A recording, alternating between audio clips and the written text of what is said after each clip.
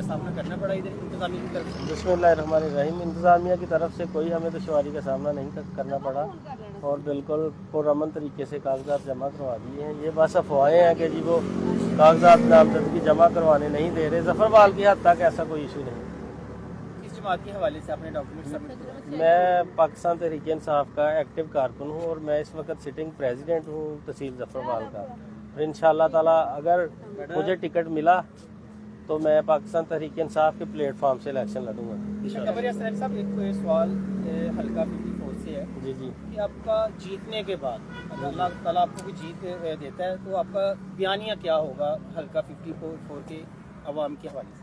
हमारा बयानिया इंशाअल्लाह एजुकेशन के हवाले से अपनी तहसील की डेवलपमेंट, तरक्की और इसमें जो टाउटिज़म है उसको ख़त्म करना हमारा काम है। इंशाअल्लाह हम स्टेटस को के ख़िलाफ़ लड़ के जीत, अगर अल्लाह ताला ने हमें कामयाब किया तो इंशाअल्लाह ये हम थाने कचहरी की जो टाउटिज़म है और जो पटवारियों के तबादले, लेन देन और ये जो कमीशन सिस्टम है ये इंशाअल्लाह ख़त्म करेंगे और इलाके की तमीर और तरक्की के लिए अपना भरपूर किरदार अदा करेंगे।